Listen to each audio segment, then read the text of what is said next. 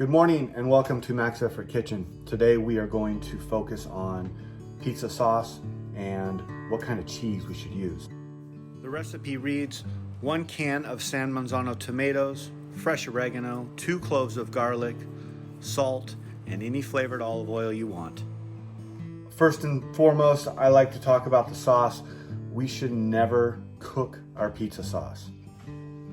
It gets cooked on the pizza. So we want to make it really fresh and vibrant, and the way we're going to do that is making it very tomato forward. So let's get right into it. Okay, super easy recipe. First, we are going to start with San Marzano tomatoes. This is an Italian tomato. We can get it 2 styles. You can either get it whole and peeled or crushed. Today I'm going to go with crushed just for the sake of ease. We're going to pour those tomatoes straight into our bowl. And when I say crushed, as you can see, it's already crushed. There's a little bit of chunk in there, which is good because we really want to taste that tomato, okay? Next, we're gonna go a tablespoon of salt, garlic, olive oil. I like to put a little olive oil. It opens it up. It actually creates a really nice flavor. And then we're gonna stir it up. Okay. Now, for a fresher element. So, traditionally, oregano is the best way to go. I've used basil before if you're making a certain type of margarita pizza, but for the more standard pizza, we're gonna go with a fresh oregano. We got a little bit of oregano here. This is really easy. So all you wanna do is get the stems out of there. So I'm gonna go ahead and I'm gonna take the bottom half and I'm just gonna pull my fingers down the stems, pull that stem out. You see how that's coming through? And look, got that stem out. It's really woody, you don't want that in there. And you're left with just basically these kind of loose leaves and a little bit of flimsy stem. And then you can take your knife to that. So you wanna just do a quick rough chop on it. Nothing major, just making sure we're getting a little bit more out of our herbs. So again, you got this nice kind of leafy green. It smells really good. Smell it, make sure you know it, taste it. It's really vibrant, it's fresh, and the aroma is great when it cooks. It's taking it and putting it against your hand and smashing it. And what that's gonna do is that's gonna release the oils within the herb to bloom within this tomato sauce.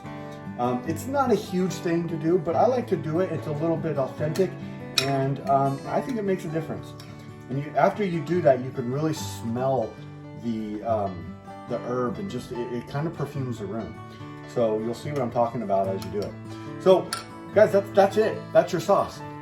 Again, you're gonna wrap it, put it in the fridge, get it ready for when we do our pizza demo. All right, let's talk about cheese now. Cheese, for the mozzarella, you're gonna wanna get mozzarella in the block, okay?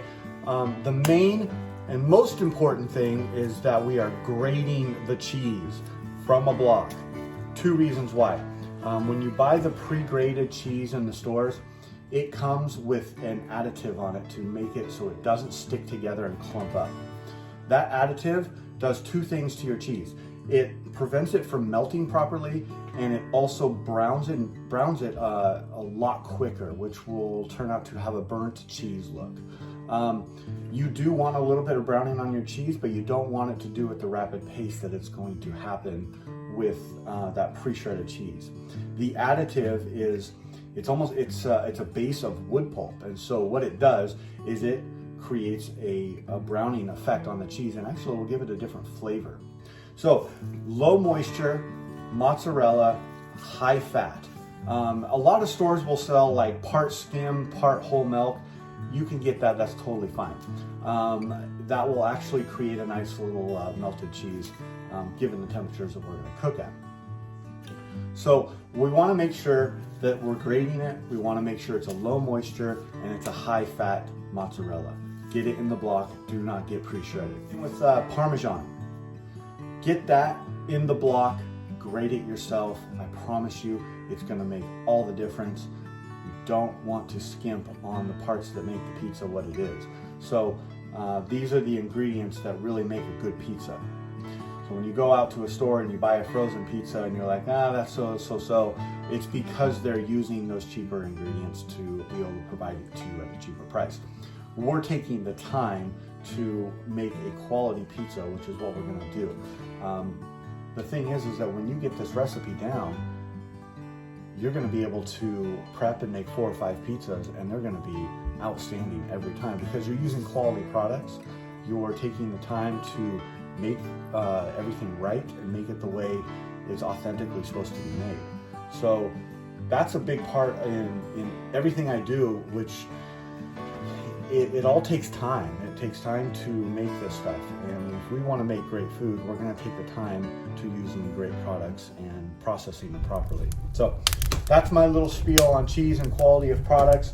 You guys have your sauce recipe. You have the cheese that you're supposed to get. Get ready for some pizza.